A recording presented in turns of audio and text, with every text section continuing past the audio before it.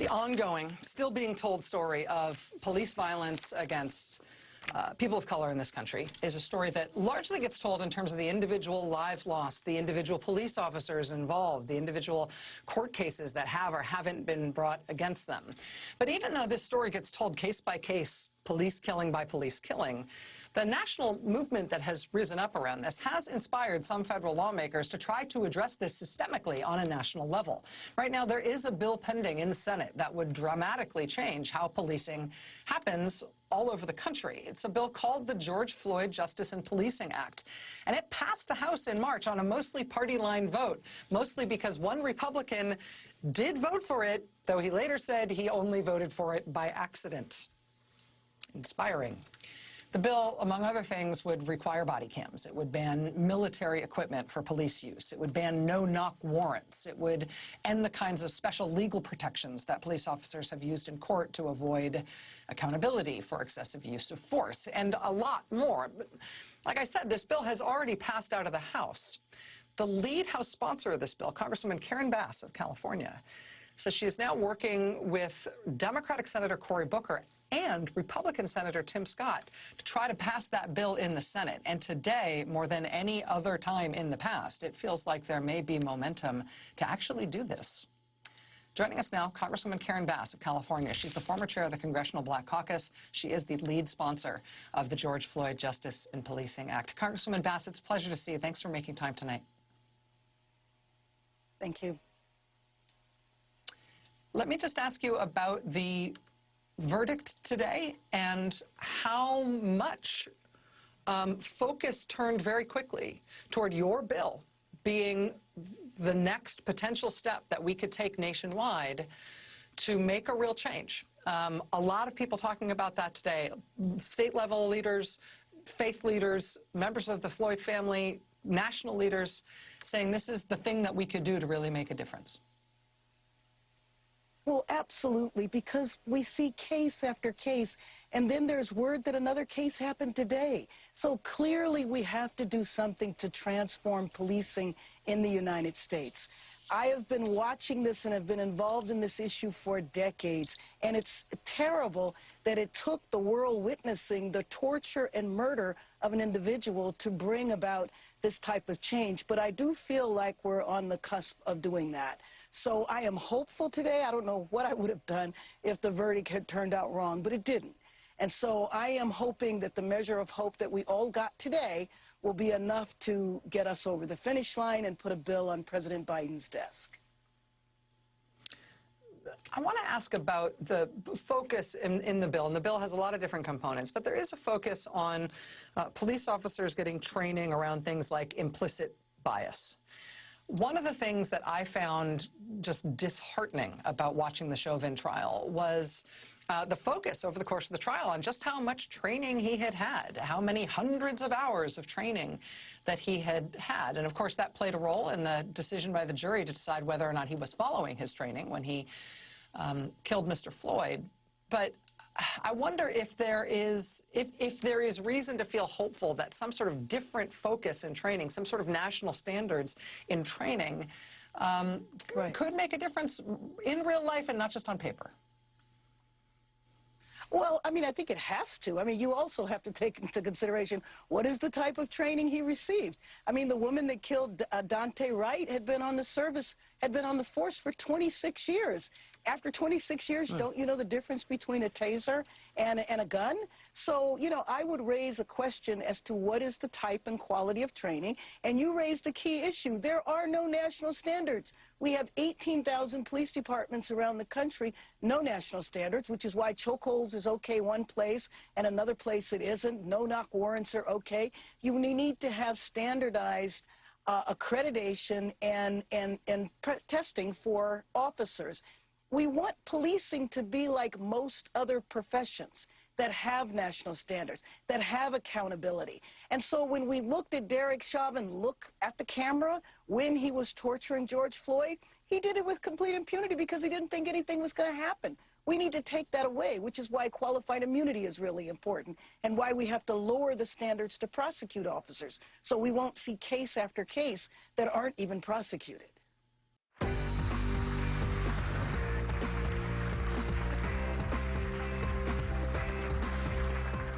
Welcome back. After Tuesday's courtroom decision that held a bad cop accountable for his actions, California Congresswoman Karen Bass is taking the next step forward towards meaningful change as lead author of the George Floyd Justice in Policing Act. She joins us now live from D.C. Welcome, Congresswoman. Welcome, welcome.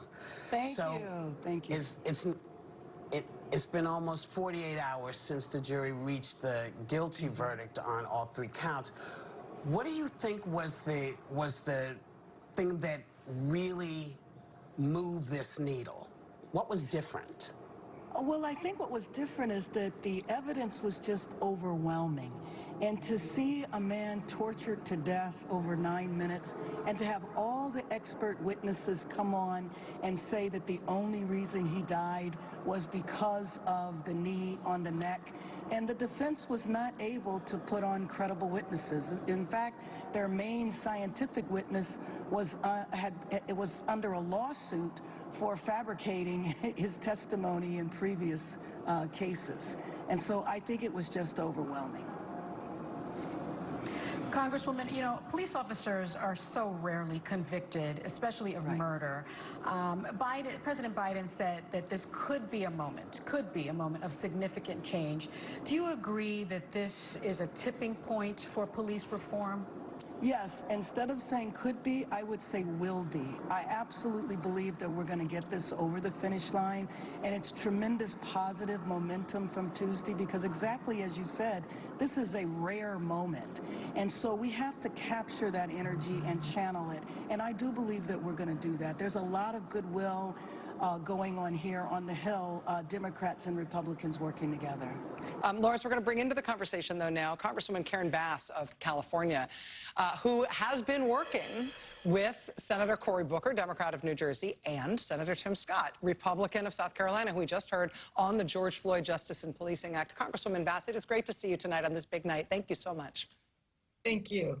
So talk to us a little bit about what we just heard from Senator Scott. My beloved colleague here, Joy Reid, was just expressing her disappointment that she didn't hear more substance from Senator Scott on what's possible in police reform and what he wants to do and what could happen in the future.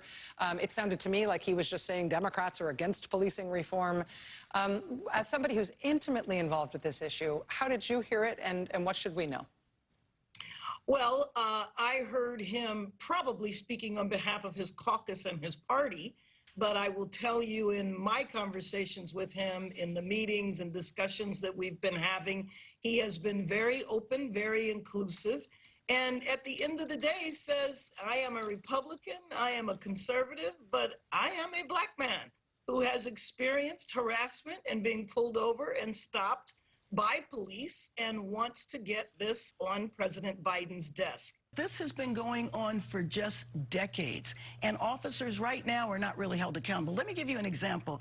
In Minneapolis, for instance, if Chauvin had not been convicted, even though he was fired, do you know that he could go through arbitration and that police chief has no ability not to rehire him? So we have got to figure out how to stop this, and holding officers accountable is key. I want to turn to another part of our conversation. You heard Senator Graham's answer about systemic racism in this country. Yes. And he says there isn't.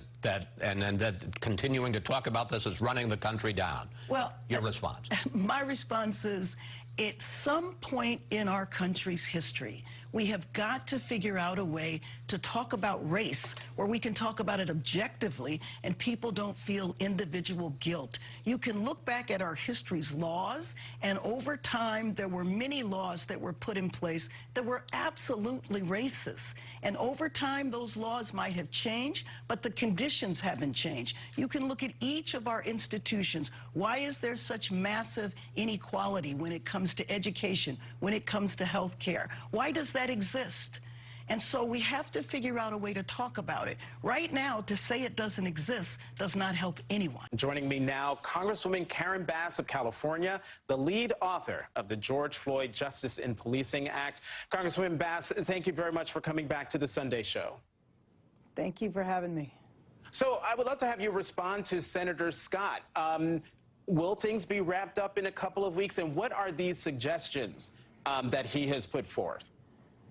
Well, I certainly think things do need to be wrapped up. We've talked about these issues now for just about a year. And so there's a number of key topics that are important, I know, to Senator Scott. You know, one of them is his bill, the Justice Act, which we felt did not go far enough. And so you put the two pieces of legislation together and maybe ideas from other people.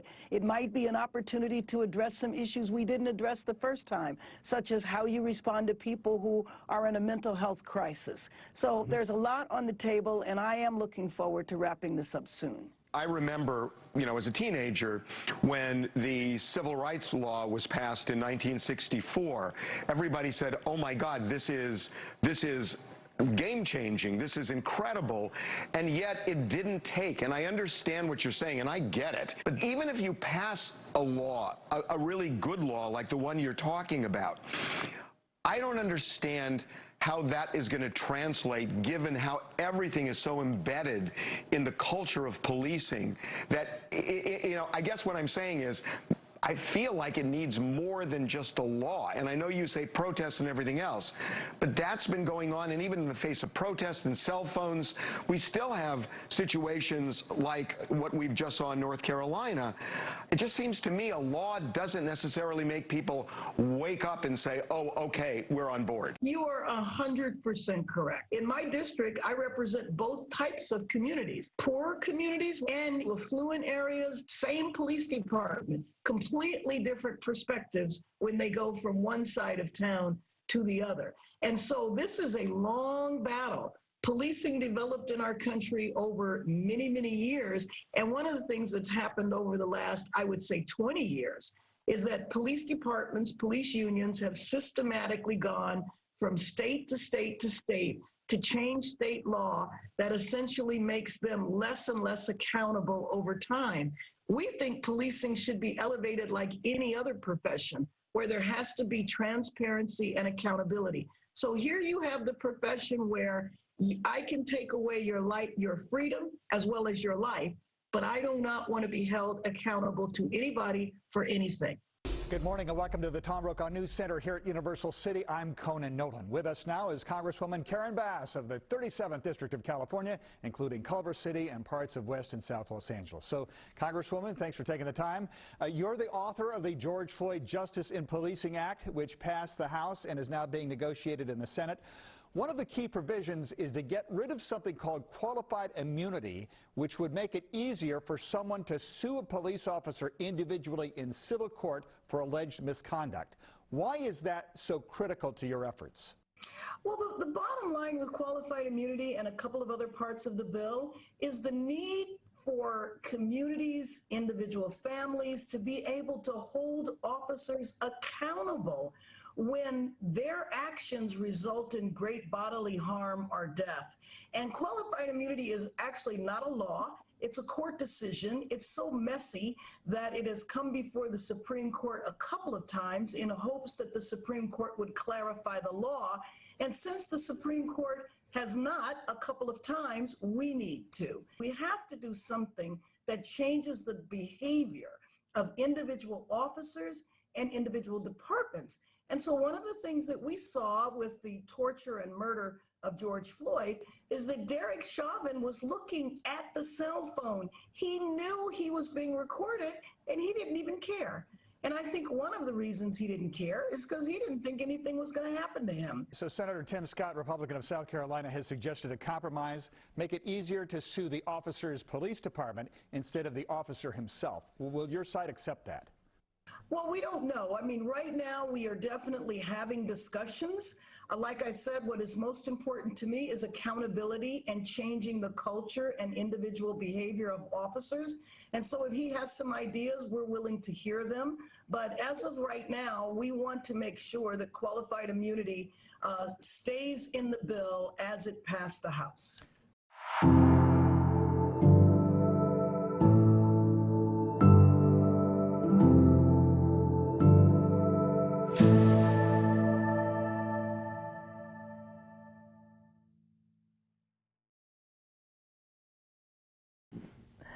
Hello, everyone in the 37th District. Let me just say that I hope everyone that is watching this, first of all, is double vaxxed by now, or if you had Johnson & Johnson, you received your vaccine.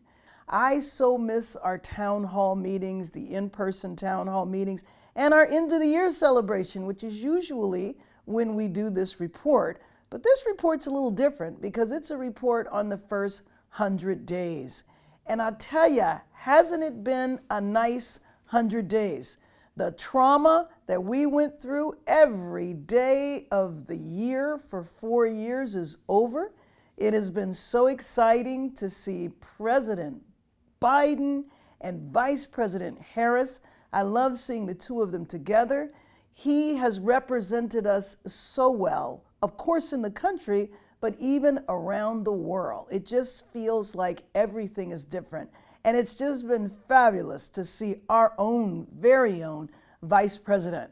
And it was wonderful. I hope you saw the State of the Union and saw the two women sitting behind the President of the United States for the first time in U.S. history.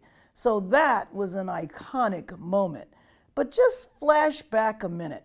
When you think of the cabinet that we have now, I hate to bring up bad memories, but think of the cabinet that was there just a few months ago compared to the cabinet that is there now. A cabinet that actually represents America, and I am excited that we have one of our very own members from the House, Representative Marcia Fudge. For all of you Deltas that are watching, she's your former national president, former chair of the Congressional Black Caucus.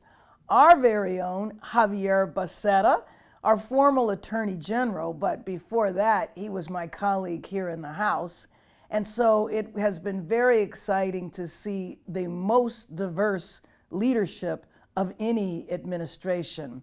So just think about how we started in January. The House, we do have a really small majority. So we have to make sure that those seats that we lost in California, we get them back. But we have 219 Democrats. Well, that's right now. In a few months, we'll have more Democrats than that. But because several people went to the administration, do you know, to pass legislation, we need 218 votes. So when those 4 vacancies are filled, we'll have a little larger majority, but not by much. And then the Senate, because of what everyone did in the state of Georgia, I always think about that. We have a black man and a Jewish man from the state of Georgia.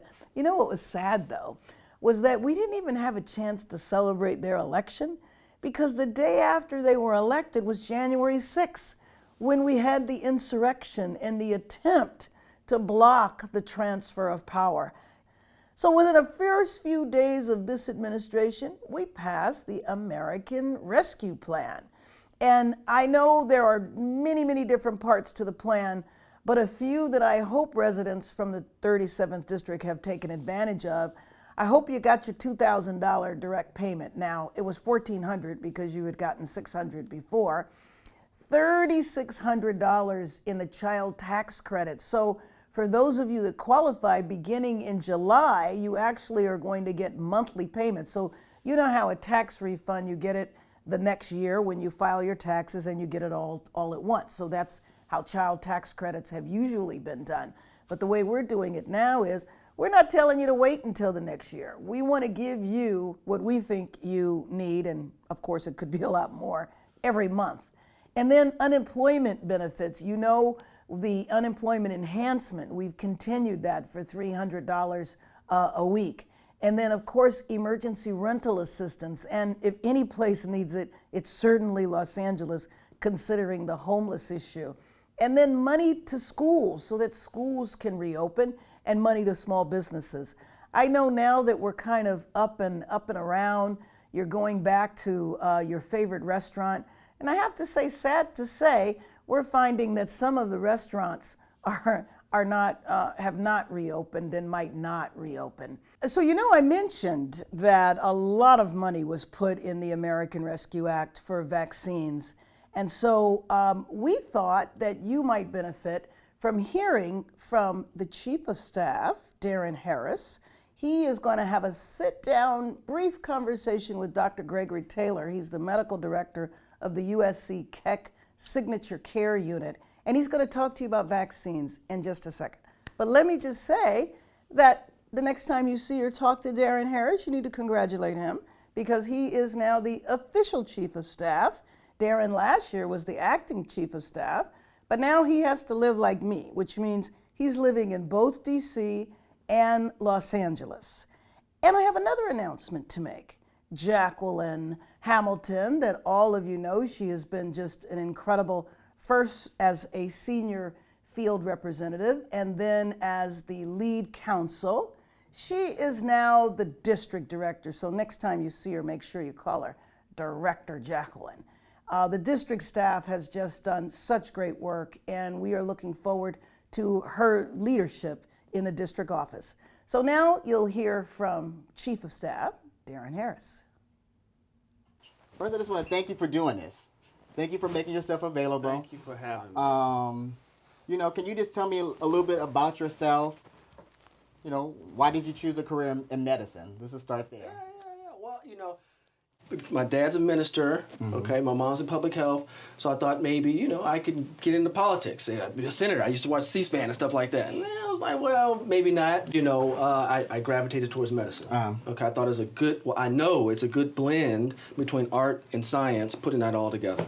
So that's kind of how I got into, you know, the field of medicine. You know, obviously I had to go to college and do all that kind of stuff, med school, but it started off right there at that moment, you know, wanting to blend the art and the science together. Gotcha. Now, are you from like the community or what part of the country? Yeah. No, so I'm a Los Angeles native, okay? Okay, a native Angelino. A native Angelino. My parents are actually born in Los Angeles, but my grandparents, okay, from Louisiana and Arkansas.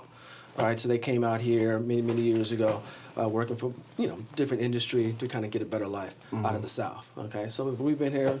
But I moved around many places. Obviously, you know, college down south. Okay, med school up north. Came back here to business school, residency here in Los Angeles. And now I live in LA County, so I'm back. Well, welcome back. Welcome back. You know, you've been here for some time. So we're here to talk about the vaccine. Yes, sir. And I do appreciate you taking time to talk about it.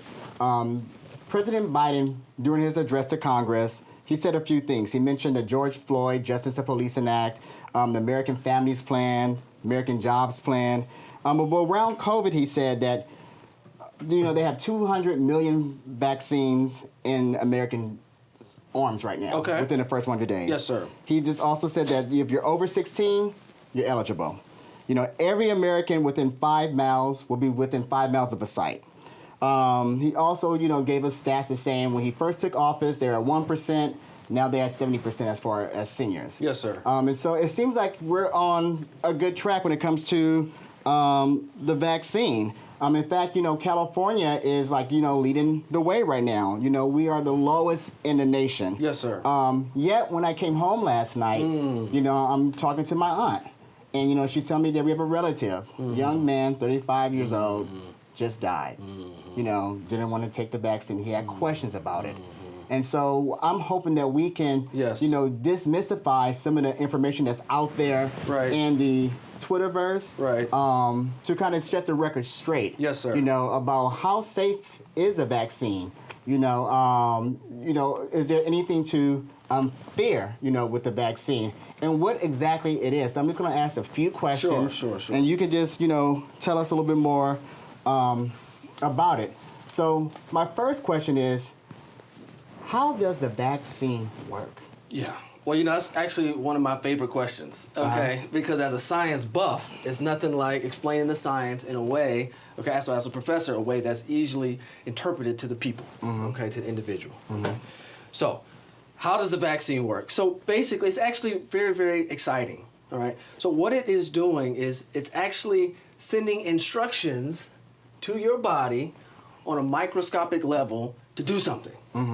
Okay, so I'm gonna say that one more time because that's what it's doing. Okay. It's sending instructions, okay, to your body on a cellular level to do something it normally doesn't do. Now, what is that?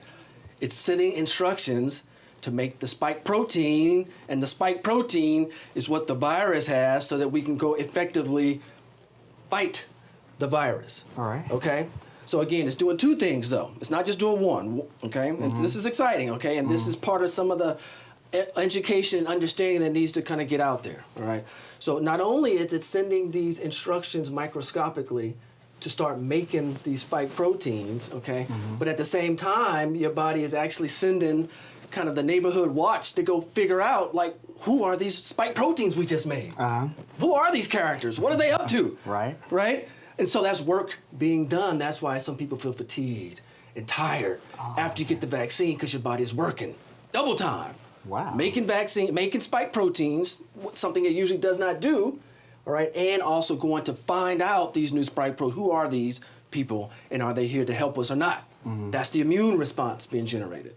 Right. So that's kind of in a nutshell what it does. I mean, there's a little bit of differences between the three vaccines, small differences in terms of the delivery of the instructions, right? There's difference in the delivery of the instructions between the Pfizer, the Moderna, and the Johnson & Johnson, but the concept is the same. So you mentioned a few side effects. Well, again, you know, some people use the word side effects.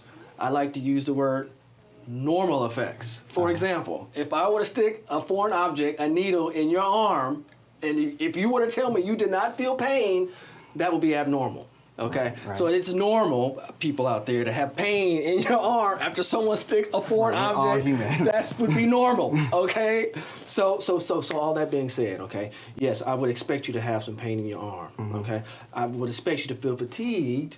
Okay, because we talked about the mechanism of action. Your body is doing work on the vaccine, double work, right? Making a spike protein and then going to find the spike protein. That's work. So you should be fatigued. That would be a little bit abnormal if you weren't, okay? Now listen, some people do have fevers, okay? Some people may have headache, all right? So those things would be normal, okay? Now, there have been some side effects that we should be more concerned about, okay, that would be abnormal. These are not normal effects. Nausea, severe headache, okay? Severe fevers higher than 102, 103. Okay, those are some of the things we may need to be concerned about. Pain in your leg, okay? So those would prompt the individual to seek care at their physician or at the urgent care or emergency department. Right. The other day I was in the grocery store. Okay. And I like to talk to people while I'm in the line, because that's how I kind of hear what's happening in the community. That's right. That's right. And so this lady, she had a question, and I wasn't able to answer it. Okay. And her question was, if I am vaccinated, okay, can I still catch COVID? You know, so it's no real simple solution to all this, okay? But the answer, unfortunately, to this question is yes, you can still catch COVID after getting vaccinated. However, okay, the majority of the cases that we found have been mild. Okay. So the vaccine reduces your risk of death and hospitalization. That's what you want. Right. That's what you really want. Right. Right? But yes, you can get COVID after being vaccinated. But however, your chances of being severely ill and dying have been reduced significantly. Right, and can I spread it also? So we're still going into that and researching that. But if I were to say, from what I've seen in my practice, the answer is yes. Although the likelihood of spreading it has been reduced significantly in addition.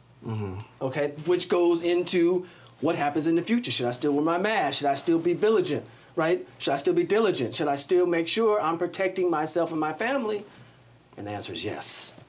Got you, got you. Well, you know, I really do appreciate you taking this time to, inform, our community, our constituents about the COVID vaccine. And so I would say my last question is, I was vaccinated back in January. Yes, sir. You mentioned that you were vaccinated as well. Do we need booster shots? How long does it last? Yeah. Would it be an annual thing? Yeah. You have any information about that? Is the CDC rolling anything out? Yeah, well, the information that's come across my desk, okay, is that more than likely, okay, we will have booster vaccines. All right, whether it's going to be annually, every 8 months, 11 months, 15 months, I think that's unclear right now. But I think people, the public should prepare, okay, not only in the United States but worldwide, to have booster vaccinations until the kind of globe cools down from our current interaction with this organism. Well, Dr. Taylor, I just want to say thank you so much for taking the time out of your day to talk to me and talk to our constituents about the COVID vaccine, you know, clearing up all the misinformation that's out there. And, you know, just want to say thank you. Well, I'm here to help. Thank you. Thank you for informing us about vaccines. Of course, we talked about the rescue plan. But there's also, we passed gun control. So the bipartisan background check bill is over in the Senate. The Charleston loophole, remember the mass murderer, Dylan Roof, who killed the people in the church, Mother Emanuel Church in South Carolina. He shouldn't have gotten a gun. He went to apply for a registration, and you know you have those days that you have to wait. Well, they went ahead and gave him the gun.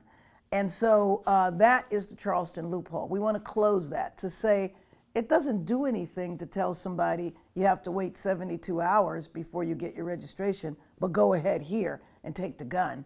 We passed the Equality Act so that discrimination against LGBT folks is included now in the Civil Rights Act. Now, not quite yet because it's over in the Senate, but if you remember President Biden's speech, he wants to sign the Equality Act, so hopefully that will get through. We do have the challenge of the filibuster, but more on that a little later. And then Asian hate crimes. You know, I know everybody that's watching this has just been horrified at what our Asian brothers and sisters have been going through all around the country, and we know why that is. We know because Trump essentially instigated it. I mean, he spent 4 years fomenting and fanning the flames of racism in the country, and to see that people are taking it out on Asian Americans because he linked it up to the virus, the China virus, such a racist characterization, and the way he did it in a hateful way, and that has certainly caused a lot of problems. But we came together for the most part. You might have seen in the Senate, the bill did pass, and hopefully by the time you're watching this, President Biden has signed it. One senator voted against it. Of course, that was the same senator that was given the fist bump to the rioters, to the insurrectionists, to the people that were committing treason in my eyes. As President Biden said during his speech, it was the worst seen since the Civil War, the worst direct act against the government since the Civil War. That's huge to say that. And then, of course, there's voting rights. Everybody talks about H.R. 1, and H.R. 1 is great. H.R. 1 is not voting rights, though. H.R. 1 is about expanding access to voting, and it's great, and hopefully you've seen all the commercials and all the news coverage about it. So it increases access to voting, and it deals with a lot of other issues related to the electoral process. But the other bill, the John Lewis Voting Rights Act, that hasn't come up yet because we need to get more evidence, which is the charge that the Supreme Court gave us to do. So I'm not exactly sure when that's going to come up. It might come up, we think, toward the end of summer. To me, that is like the most important bill we could do this year because, frankly, if we don't stop what is going on all around the country, not in California, of course, but all around the country, they're passing these laws to restrict voting. And you know that I work in foreign affairs and I run around the world, not around the world, just in Africa, talking about democracy and wanting people to have the access to the ballot. And you know, I feel like a hypocrite because here we're trying to tell everybody, copy us, except for don't copy that, because frankly, that man injured our democracy and we're still suffering from it. So to me, it is an existential issue to get the Voting Rights Act passed. And so hopefully that will happen. And then I hope that you've seen that my focus has been on the George Floyd Justice and Policing Act. How many times do we have to watch these murders on video? I don't know where you guys were when the Derek Chauvin verdict came out. I don't know if you were having flashbacks like I was, but I was just thinking about Rodney King and thinking about how we all watched to see that verdict that we were so sure was going to be guilty, and it wasn't.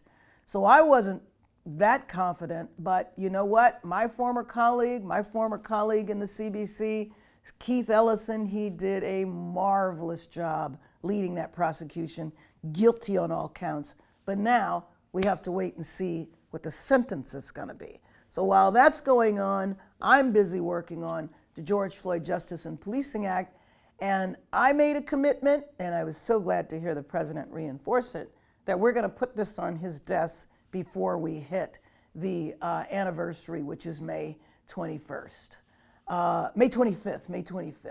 So that's what we have been up to. Lots and lots of other bills as well.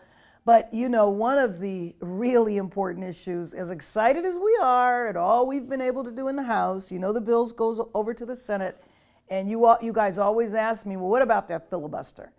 Well, I'm not sure about that filibuster. I think that at some point we're going to have to deal with it. For me, voting rights is the line in the sand. I actually think we're going to get the votes we need for the George Floyd Justice and Policing Act. For some of those other bills that I just went through, we won't get the 10 votes. So I think at some point, all the leadership is going to have to come together and say, is now the time. But let me just caution you, as much as I want to see the filibuster be gone tomorrow, I've signed onto all the letters, I'm supportive of all of the efforts, but between you and me, we got rid of part of the filibuster, and how'd that work for us? We got all those judges confirmed by Trump last year by the Senate, ones he put forward. We got 2 Supreme Court justices. So there's a part of me that's a little reluctant because, you know, history is not on our side with the filibuster. It isn't. The problem is that historically, the party that's in the White House loses seats. And in both our houses, we're hanging by a thread. So if we lose power, then essentially the President Biden and Vice President Harris will not be able to do anything in their last 2 years except for veto bills, because you can only imagine what is going to happen if we were to lose power. They're going to go ballistic because of all that happened in the 2 years when we had power. So I want to see it gone, trust me, but we'll see. I think the discussions might be happening. I don't know if and when the Senate pulls the trigger and gets rid of the filibuster. So I continue to be on the same committees. Now I'm like, you know, I'm in my 11th year, 6th term, so now I'm a senior member on both of these committees. I have the honor and privilege of chairing the subcommittee on Africa, global health and global human rights. So needless to say what we're dealing with there. Now I haven't been to Africa in a year because we're not allowed to travel right now. I'll probably be going toward the end of the year. But we are looking at COVID in Africa, and we're looking at many other issues as well. And you know, my whole focus on Africa is how to change the paradigm so that we are focusing on business and investment and not the traditional way of dealing with Africa, which is just focusing on all of the conflicts that are happening there. I think the continent of Africa should be a partner with the United States, and we need to stop treating the entire continent like a charity case. So I'm on judiciary, and I am on the Committee on Intellectual Properties, which is very important for our district because that covers the entertainment industry. And the entertainment industry is the #1 industry in our district. So staying on that committee, and then I continue to be on the Subcommittee on Crime, Terrorism, and Homeland Security. And on the Subcommittee on Crime, I am continuing to work on criminal justice reform. So you'll hear about that because I'm going to introduce a slew of bills related to women and children in criminal justice. And you know what? I have bipartisan support. And over these last few months, I've been building a good, solid relationship with Tim Scott. Regardless of what you might think of Tim Scott, I need a Republican partner. And he wants to do criminal justice reform with me as well. So after we get the George Floyd Justice and Policing Act together and on President Biden's desk, then we are going to be working together on bipartisan criminal justice bills. And I continue to do the work of the Congressional Caucus on Foster Youth. You know, I started that in my first term. I continue to co-chair it, and it is a bipartisan caucus. We have a couple of bills from me that we're working on. We have 6 co-chairs, and so each of us have legislation. But 2 bills I'm working on is a bill to provide dental care to foster youth who age out after they are 18. You know, a lot of kids get kicked to the curb when they're 18, and so we want to make sure, number one, they should never be kicked to the curb, but two, we want to make sure that they have access to Medicaid so they can get health care as well as dental care. So far I've introduced 12 pieces of legislation. I'm not going to go through all of them with you, but I will go through a couple. You know, I had an incredible experience because of our amazing staff member, Kenneth Ahn, who introduced me to some elders in the Korean community who want to reunite with their family members in North Korea. And oh my God, some of the stories, they haven't seen their siblings in decades, and they know that their parents are gone by now.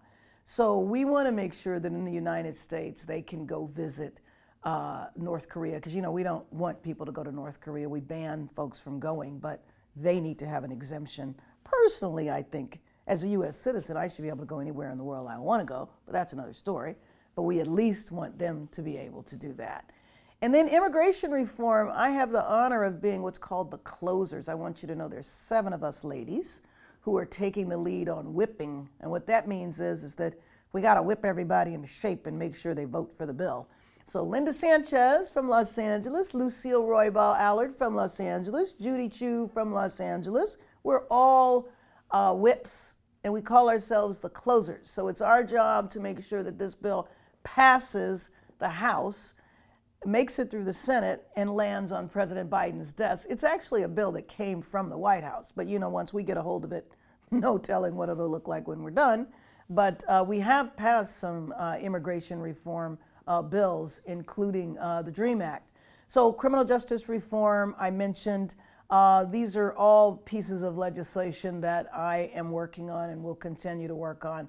So let me just talk about the district itself. Casework, you know our office has been closed, but let me just take a minute to hats off, congratulations to the district staff, the DC staff too. The DC staff has been working hard, even though, you know, the majority of the building is closed. I want you to know the 37th district staff is in every day. And the district staff have definitely been doing an incredible job.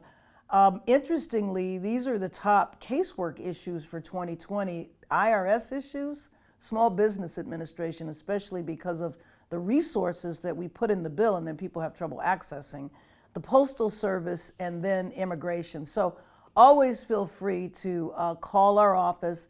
You know, Claudia heads up the casework, and she wants me to read you a note. So I'm going to read you a note right now that says, with stimulus checks and Employment Development Department benefits and verification still coming out, she wants me to take a moment to discuss the numerous constituent complaints that my office have received, especially regarding the post office. Post office customers are experiencing frequent and harmful delays in their mail service, and that's due to slow processing times, system backlogs, and staff shortages by the post office. But we also know it's because of what Trump did right before he left, trying to mess with the post office. That guy's still around. It's going to take us a while to get rid of him, but also to get the post office back in shape.